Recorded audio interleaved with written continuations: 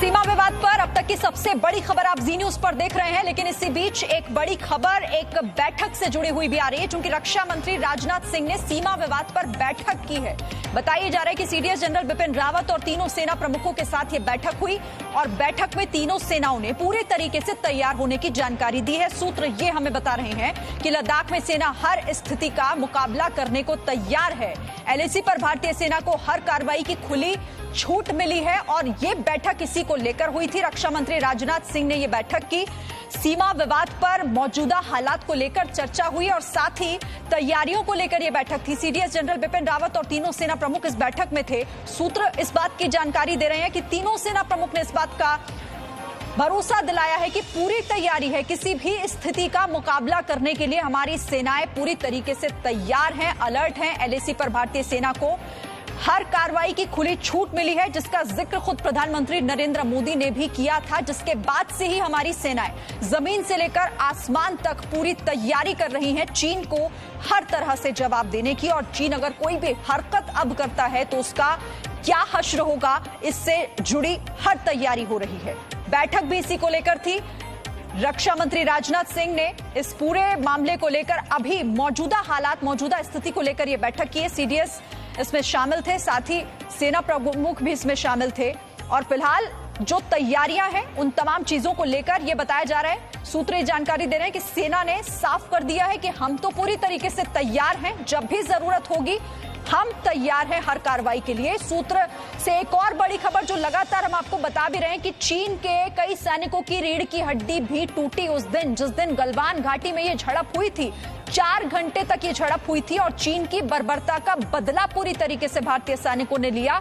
झड़प में चीन के कई सैनिकों की गर्दन टूटी। सूत्रों से ये बहुत ही बड़ी खबर हो जाती है। आप इसे समझिए कि आखिर जो बर्बरता चीन ने दिखाई, जो हिमाकत करने की कोशिश उस दिन रात गलवान घाटी में सोमवार की रात जो उसने किया, उसका कैसे बदला भारतीय सैनिकों ने लिया। भारतीय सैनिकों की बहादुरी से जुड़ी हुई ये खबर आपको जरूर देखनी चाहिए। हम इससे जुड़ा हुआ हर अपडेट भी आपको बता रहे हैं।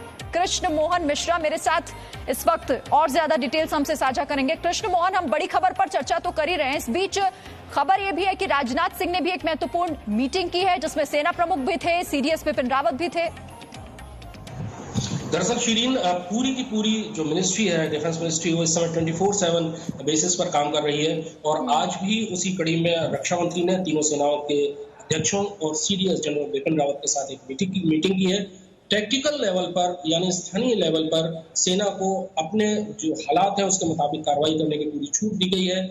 इसके अलावा चौकसी बहुत ज्यादा बढ़ा दी गई है। हम पहले भी खबर दे चुके हैं कि P-8I जो नौसेना का एक टोही विमान है, वो लगातार पिछले कई दिनों से नॉर्दर्न इलाके में यानी चीन के साथ लगने वाले इलाके में घूम रहा है। इस विमान की बहुत ज्यादा कैपेसिटी है।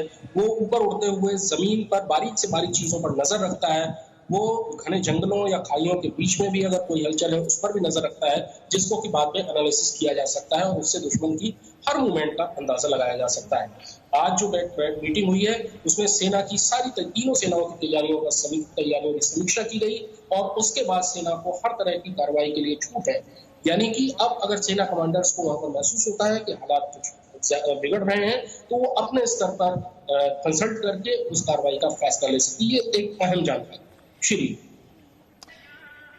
बिल्कुल, कृष्ण मोहन मिश्रा हमें अपडेट इस वक्त दे रहे हैं। लेकिन केएम, एक और चीज भी है यहाँ पर, क्योंकि हम यहाँ पर ग्राउंड पर मौजूद है, उसकी जो आपने मीटिंग का जिक्र किया, केएम, जो आपने मीटिंग का जिक्र किया, उसकी तैयारी हम कहें या उसकी अलर्टनेस कहें, वो हम यहाँ पर जमीन पर आप देख सकते हैं। अब हम ये कह सकते हैं कि इतनी बड़ी खबर जो कि आपने कहा कि चीनी सेना को किस तरीके से माकूल जवाब दिया गया है, अब उसकी एक एक करके जो टेक्निकल डिटेल्स है वो सामने आ रही है कि 4 घंटे तक लगातार जो है वो मुठभेड़ चली, जिसमें फायर आर्म्स का प्रयोग नहीं हुआ, जिसमें कई चीनी सैनिकों की है गर्दन तक टूटी गई, कई चीनी सैनिकों की रीढ़ की हड्डी तक को जो है चोट पहुंचाई गई है। उसके बाद 45 से 50 चीनी सैनिक है जिन्हें मार गिराया गया। उसके बाद तीनों स्तर पर, जैसे कि दिल्ली से हम ये बता रहे हैं कि रक्षा मंत्री ने बैठक की जिसमें तीनों सेनाध्यक्ष मौजूद थे, चीफ ऑफ डिफेंस स्टाफ मौजूद थे। तीनों सेनाएं पहले ही अलर्ट पर है और उस अलर्टनेस की यहां पर हम ये कह सकते हैं कि ग्राउंड पर भनक महसूस की जा सकती है। कॉम्बैट पेट्रोलिंग हो, टोही विमान से देखना हो जो यहां पर लगातार गश्त कर रहे हैं। एयरफोर्स जो है अनप्रेसिडेंटेड तरीके से एक्टिव है,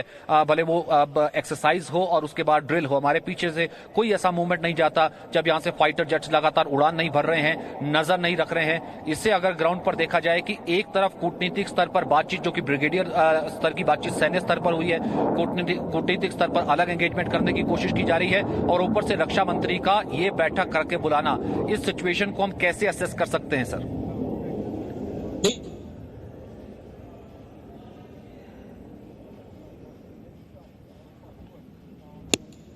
सचिन, आप मुझे सुन पा रहे हैं? हाँ, क्या आ रही आवाज? अपनी बात कीजिए। सचिन, जो आप लेह में देख पा रहे हैं वो सिर्फ टिप ऑफ द आइसबर्ग है। दरअसल लेह में जहां पर आप बैठे हैं वो 14वीं कोर का हेडक्वार्टर है। उसके आगे उनके ऑपरेशनल एरिया शुरू होते हैं। भारतीय सेना की तीसरी डिवीजन, जिसे त्रिशूल डिवीजन कहते हैं, वो ईस्टर्न लद्दाख की देखभाल करता है।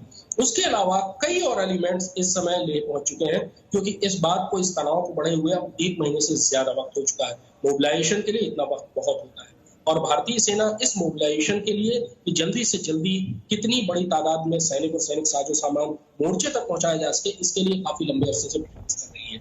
और बहुत बड़े बड़े आप जो ट्रांसपोर्ट एयरक्राफ्ट देख रहे हैं जो लेह में लैंड कर रहे हैं, चाहे IL-76 हो या C-17 ग्लोबमास्टर हो, ये आगे तक भी जाते हैं। C-17 आगे भी एयर बेसेस है और आगे एडवांस लैंडिंग ग्राउंड्स है जहां पर हेलीकॉप्टर्स और छोटे ट्रांसपोर्ट एयरक्राफ्ट भी उतर सकते हैं। तो आप जो तैयारी देख रहे हैं वो तैयारी उससे बहुत ज्यादा आगे तक है और ये तैयारी इसलिए जरूरी है कि ताकि ऐसा ना हो कि कहीं अन्य तरीके से पकड़े जाए।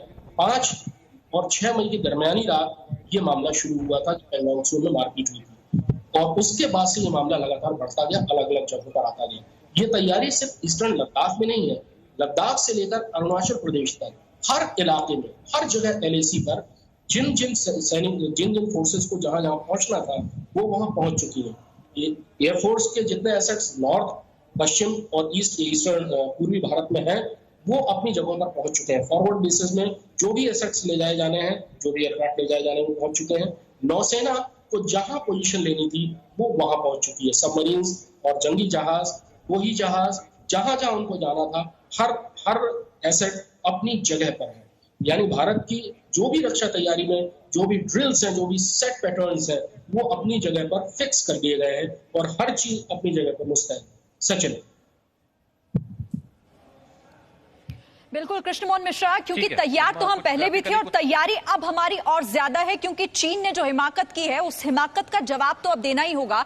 और क्योंकि सुबह से ही हम इस बड़ी खबर पर लगातार जी न्यूज की नजर, एक जानकारी, एक्सक्लूसिव जानकारी जी न्यूज पर हमारे दर्शक देख रहे हैं। तो ये पूरा विवाद 10 बड़ी खबरों के माध्यम से एक बार फिर समझा देते हैं। सेना ने चीन के कर्नल को जिंदा पकड़ा था, पहली बड़ी खबर सूत्रों के मुताबिक हमें ये पता चल रही है जो इस वक्त हम आपको बता रहे हैं। दूसरी बड़ी बात इसमें ये हो जाती है कि लद्दाख में चीन का कर्नल भारत के कब्जे में था। चीन का कर्नल जिसे भारत ने हमारे सैनिकों ने, हमारी सेना ने अपने कब्जे में लिया हुआ था। दूसरी बड़ी बात इस विवाद से जुड़ी हुई पूरी जो ये जानकारी हमारे दर्शकों के लिए भी समझना बहुत ही ज्यादा जरूरी है, जो सुपर एक्सक्लूसिव इंफॉर्मेशन है इससे जुड़ी हुई। वो तीसरी बड़ी बात ये कि सेना ने चीन के 45 से 50 की संख्या में सैनिकों को मारा है। तो सेना ने चीन के जो 45 से 50 सैनिक थे उन्हें मारा उस रात, जो गलवान घाटी में वहां पर हुआ, जिसमें अवैध निर्माण को रोकने की जब कोशिश हमारे सैनिकों ने की, तो वहां पर चीन ने क्या किया, उसके बाद क्या हश्र हुआ, आप इस बात से समझिए। तो ये तीसरी बड़ी बात हो जाती है इस पूरे विवाद से जुड़ी हुई। अब अगली चौथी बड़ी बात यह कि सेना ने चीन के सैनिकों की गर्दन तोड़ी। बर्बरता चीन ने दिखाई, लेकिन कैसे भारतीय सैनिकों ने सबक सिखाया और एक बड़ा बदला लिया है। सेना ने चीन के सैनिकों की गर्दन तोड़ी वहां पर। यह झड़प इतनी ज्यादा हिंसक थी, हालांकि उकसावे का काम हमेशा चीन करता है, लेकिन उसका हश्र क्या होता है। चीन के सैनिकों की रीढ़ की हड्डियां तोड़ दी गई, उनकी गर्दन तोड़ी, रीढ़ की हड्डियां तक टूट गई। सोचिए, उलझने का ये नतीजा है। चीन के सैनिक अगर भारत के सैनिकों से उलझेंगे, बेवजह उकसाने का काम करेंगे, तो फिर हश्र यही होगा। छठी बड़ी बात यह हो जाती है कि 4 घंटे में, देखिए 4 घंटे में चीन के सैनिकों का पूरा इलाज हमारे सैनिकों ने किया। मतलब यह कि पूरा 4 घंटा वहां पर यह हिंसक झड़प होती रही। 7वीं बड़ी बात यह कि भारतीय सेना ने चीन का अतिक्रमण रोका। चीन गलत काम कर रहा था, हमारे हिस्से में वो अतिक्रमण करने का काम कर रहा था, तो भारतीय सेना ने ऐतराज जताया, चीन नहीं माना। उसके बाद क्या हुआ वो भी आप देख रहे हैं। एलएसी पर चीन का अवैध निर्माण रोका भारतीय सेना ने। एलएसी पर वहां चीन अवैध निर्माण कर रहा था, भारत की जवाबी कार्रवाई से डरा हुआ है चीन। जो उस रात हुआ वो तो हम आपको दिखाई रहे हैं। उसके बाद पूरा सच उस दिन गलवान घाटी का वो भी आप जी न्यूज पर देख रहे हैं। तो जो जवाबी कार्रवाई हुई उस दिन, उससे डरा हुआ है चीन। वायुसेना के जवानों की सभी छुट्टियां रद्द कर दी गई हैं। अब से थोड़ी देर पहले हमने आपको ये भी बताया कि अब चूंकि बड़े स्तर की जो मीटिंग्स है वो भी लगातार हो रही हैं और इन मीटिंग्स के बाद हम तैयारी लगातार कर रहे हैं। मेरे साथ सहयोगी सचिन भी है, विशाल भी मेरे साथ जुड़ गए हैं और कृष्ण मोहन मिश्रा भी मेरे साथ है। तो कृष्ण मोहन मिश्रा, तैयार हम तब भी थे, तैयार हम आज भी हैं। हमारी तैयारी हर मोर्चे पर रहती है, लेकिन जो गलवान का सच हम अब दिखा रहे हैं अपने दर्शकों को, ये बताने के लिए काफी है कि चीन ने अगर इस तरह की हरकत फिर से की तो हश्र क्या हो सकता है आगे उसका। दरअसल जो भारतीय सैनिकों का जो प्रतिशोध गलवान वैली में 15 और 16 जून की दरमियानी रात देखने को मिला, वो काफी वक्त तक याद किया जाएगा। धीरे धीरे ये वहां की खबरें आ रही हैं और शायद इस हफ्ते में और ज्यादा कहानियां हमारे सामने आएंगी कि वहां पर दरअसल उस रात हुआ क्या था, किस तरह से। जी, तो कृष्ण मोहन मिश्रा हमारे सहयोगी बता रहे थे। विशाल, यही क्वेश्चन मैं आपसे भी करना चाहूंगी, क्योंकि आप तो ग्राउंड जीरो पर हैं। आप और सचिन लगातार वहां से जो हमें रिपोर्ट्स भेज रहे हैं, आप बखूबी बता पाएंगे कि तैयारियों में फर्क कितना आया है और अब कितनी दुरुस्तगी के साथ हम लोग पूरा वहां पर अब तैयार हो चुके हैं, हमारी सेना। देखिए इस बार की तैयारी पहले से बहुत ज्यादा है और जो मूवमेंट हमने यहाँ पर देखा वो हम तस्वीरों के माध्यम से तो रिपोर्ट नहीं कर पाएंगे, लेकिन आपको हम ये बता दें कि तैयारी बड़े स्तर पर है। तैयारी अपनी सीमा की रक्षा को लेकर है और एलएसी पर इस लद्दाख से लेकर अरुणाचल प्रदेश तक जितनी ये एलएसी की पूरी सीमा है, जो इलाका आता है, वहां पर हमारे सैनिक भारी तादाद में तैनात किए गए हैं। और जो आज खबर ये जी न्यूज ने ब्रेक की है, जो एक्सक्लूसिव जानकारी आज सामने आई है कि 45 से 50 चीनी सैनिकों को हमारे वीर जवानों ने मार गिराया और जो अतिक्रमण करने की कोशिश चीनी कर रहे थे उस अतिक्रमण को रोका और किस तरह से उनको महज 4 घंटे में सबक सिखाया, ये पूरा चीन याद रखेगा। चीन भले ही इस चीज को एक्सेप्ट ना कर रहा हो, चीन भले ही इस चीज को मान ना रहा हो, चीन भले इस पर कोई रिपोर्टिंग ना कर रहा हो जो उनके चीनी सैनिक मारे गए हैं, लेकिन भारत के जवानों ने, भारत के सैनिकों ने चीनियों को सबक सिखाया है और अपनी सीमा की रक्षा के लिए यहां पर, क्योंकि हम लगातार ग्राउंड पर देख रहे हैं, तीनों सेना हमारी अलर्ट पर, एलएसी पर लगातार गश्त जारी है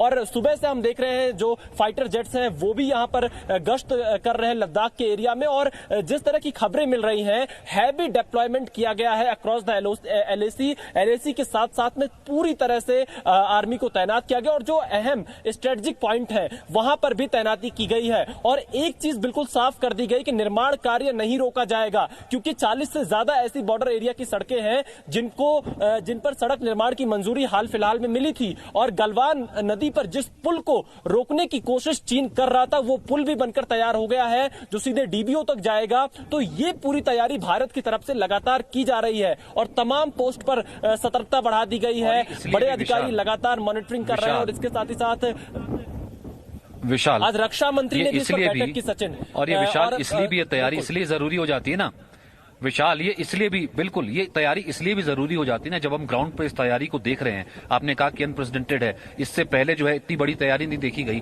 कृष्ण मोहन मिश्रा, ये इसलिए भी तैयारी जरूरी हो जाती है ना कि सामने वाला जब छल से, युद्ध क्या छल से जो है वार करना जानता हो, चालबाजी करना जानता हो, जो हाईएस्ट लेवल सैन्य टॉक्स के बाद जो है वहां पर निर्माण कर रहा है और हमारी जब वेरीफाइंग पार्टी वहां पर जाती है उसके बाद वो कर्नल बाबू के साथ मिसबिहेवियर और पूरी हमारी पेट्रोलियन के साथ कैसे वो जो है वार करता है पीछे से, हाथों से, तो ये इसलिए जरूरी हो जाता है ना कि फिर उसके कैरेक्टर पे तो भरोसा विशाल किया ही नहीं जा सकता। जब उसके कैरेक्टर पर भरोसा नहीं किया जा सकता तो उसकी रीएंफोर्समेंट के लिए तो बेस तो ये ले है, तो वो तैयारी तो बहुत जरूरी है ना विशाल, जो हम देख रहे हैं। बिल्कुल सचिन, देखिए चीन की किसी भी बात पर यकीन नहीं किया जा सकता है और लद्दाख में तो ये कहा जाता है कि चीन धोखे के लिए जाना जाता है और जिस तरह से उसके जो प्रोडक्ट्स होते हैं, जो उसके सामान होते हैं वो टिकाऊ नहीं होते, उसी तरह से अपनी बात पर चीन कभी टिका नहीं रहता है। धोखा देना उसकी फितरत है और इसीलिए चीन पर यकीन नहीं किया जा सकता है। आप देखिए रक्षा मंत्री राजनाथ सिंह ने आज तीनों सेनाओं के प्रमुख के साथ बैठक की, चीफ ऑफ डिफेंस स्टाफ उसमें मौजूद थे और सेना को फ्री हैंड दिया गया है कि स्थिति के अनुसार, परिस्थिति के अनुसार आप फैसले लीजिए अपनी सीमा की रक्षा के लिए। तो आप ये समझ सकते हैं कि एक तरफ जहां डिप्लोमेटिक बातचीत जो भी हो या सैन्य स्तर पर जो बातचीत हो वो एक अलग स्तर पर चल रही है, लेकिन जो भारतीय जवान हैं वो एलएसी पर पूरी तरह से तैनात हैं, तैयार है, किसी भी स्थिति से निपटने के लिए तैयार है। क्योंकि भारत कभी युद्ध नहीं चाहता है, भारत शांति चाहता है, लेकिन अपनी जमीन की रक्षा के लिए भारतीय सैनिक पूरी तरह से मुस्तैद है। और जितनी वीरता के साथ में, जितनी मुस्तैदी के साथ में चीनी सैनिकों को भारतीय जवानों ने मार गिराया है, अगर इसी में ऐड ऑन किया जाए, सबसे पहले वो चीन जो कि अपने देश के प्रति जवाबदेह नहीं है, आपसे पहले जो चीन ये ना उसने कभी संख्या बताई, पहले ग्लोबल टाइम्स ट्वीट करता है जो कि उसी अपना मुखपत्र है, फिर उसको हटा लेता है। पूरी दुनिया बता रही है कि आपकी कैजुअलिटी यानी चीन की कैजुअलिटी ज्यादा हुई है, लेकिन वो छुपाता चला जा रहा था। आज जब जी न्यूज सुपर एक्सक्लूसिव के माध्यम से या जी न्यूज इस इतने बड़े एक्सपोजर के माध्यम से पूरी दुनिया को बता रहा है कि these are the confirm sources कि 45 to 50 और इसकी संख्या ज्यादा भी जा सकती है जो कि चीनी सैनिक मारे गए हैं, उस एक्सपोजे के बाद यू नेवर नो कि सामने वाला बौखलाया चीन किस तरीके से रिएक्ट करे। और हमें तो अपनी तैयारी पूरी रखनी है। बिल्कुल सचिन, और हमारी तैयारी इसीलिए पूरी है और आप भी लगातार ग्राउंड पर देख रहे होंगे, आपने भी तमाम मूवमेंट यहां पर देखा होगा, लेकिन सुरक्षा कारणों के चलते हम और ज्यादा डिटेल्स में उनकी जानकारी नहीं शेयर करेंगे। पर इतना जरूर बता सकते हैं कि यहां पर किसी भी स्थिति से निपटने के लिए हमारे सैनिक, हमारे जवान तैनात हैं। और आप ये समझिए कि जो सड़क का निर्माण हुआ है, सड़क निर्माण की वजह से हमारे सैनिकों को और ज्यादा मजबूती बॉर्डर एरियाज में मिली है। जिन इलाकों में उन्हें पहुंचने में कई दिन लग जाते थे, अब महज कुछ घंटों में वो वहां पर पहुंच सकते हैं। ऐसे पुल जो बनाए गए उससे चीन की चिंता बहुत ज्यादा बढ़ गई। श्योक नदी के साथ साथ में जो रास्ता दौलत बेग ओल्डी तक जाता है, वो रास्ता चीन के लिए सबसे चिंता की बात है। क्योंकि चीन, हमने जो और भी लोगों से बात की, उनका ये कहना है चीन हमेशा विस्तारवादी नीति पर काम करता है। उसको लगता है कि वो जितना आगे बढ़ता जाएगा वो उतना ज्यादा कब्जा करता जाएगा। लेकिन चीन ये भूल गया कि अब ये नया भारत है, ये 2020 का भारत है और यहां पर उसकी विस्तारवादी नीति नहीं चल पाएगी। यहां पर भारत ने अपना निर्माण कार्य नहीं रोका,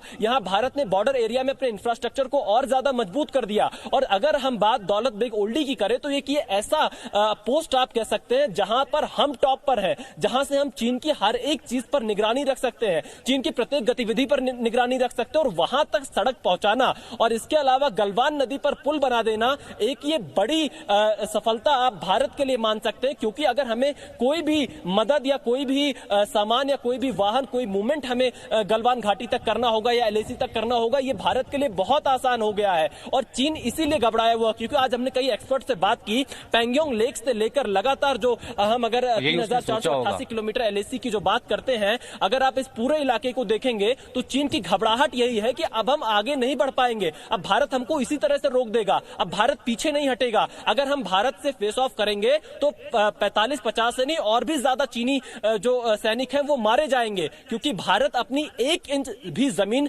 किसी भी कीमत पर नहीं छोड़ेगा। सचिन, और इसी कारण से तो विशाल बौखलाया हुआ है ना चीन। अब देखिए उसने जो कोशिश की, उसने फेस ऑफ की कोशिश की, उसने पीठ के ऊपर वॉर किया, फिर उसने वहां पर अवैध निर्माण की कोशिश की एलएसी के उस पार, जो कि अब उस जगह का हिस्सा नहीं है जहां पर वो निर्माण नहीं किया जा सकता है। जब विरोध किया तो फिर उसके बाद उसने पीठ के ऊपर वार किया। इसी चीज से तो वो बौखलाया हुआ। तो उसको लगता था इस फेस ऑफ के बाद कम से कम, अगर मैं कहूंगा कि डिप्लोमेटिक लेवल पर टॉक कर लेते हैं, नहीं बातचीत से सुलझा लेते हैं, भारत वही भारत चिरपरिचित रहेगा, वो पीछे आ जाएगा, कम से कम मिलिटरीली अपने आप को एक्टिव नहीं रखेगा। लेकिन वो इस चीज से ज्यादा बौखलाया होगा कि जैसा जिसका आपने जिक्र किया, वो जो गलवान घाटी पर श्योक वाला जो पुल है, वो गलवान घाटी पर पुल 72 घंटे के भीतर पूरा कर दिया जाता है। 2400 घंटे उसके ऊपर काम होता है, हजारों सैकड़ों मजदूर जो उसके ऊपर लगा दिए जाते हैं। बॉर्डर रोड ऑर्गेनाइजेशन ने लगातार उसके ऊपर काम करती है। इस कारण से ही तो चीन घबराया हुआ है इस टैक्टिक, क्योंकि चीन जो है न केवल एक फ्रंट पे, मैं वही कह रहा हूं ना, लगातार तीनों फ्रंट पे बैकफुट पर है। दुनिया में वो अपनी पोजीशन सेव करने की किसी तरीके की स्थिति में नहीं है। अमेरिका लगातार कह रहा है कि जो भारत कर रहा है ठीक है, और भारत के जो भी सोवरेनिटी भारत के हित में होगी भारत वो करेगा, तो अमेरिका उसका साथ रहेगा। और बाकी मुल्क भी सीधे तौर पर कह चुके हैं कि चीन की कम से कम कारस्तानी बर्दाश्त नहीं है। तो चीन बुरे तरीके से इस वक्त बैकफुट पे, लेकिन हम किसी तरीके से अपनी तैयारी को हल्के में नहीं ले सकते हैं। छोटा सा ब्रेक ले रहे हैं, इसी ग्राउंड जीरो से लगातार हमारी ये बड़ी कवरेज जारी रहेगी। एक छोटा सा break. Presenting B News app, available on Google Play and App Store. Download it now.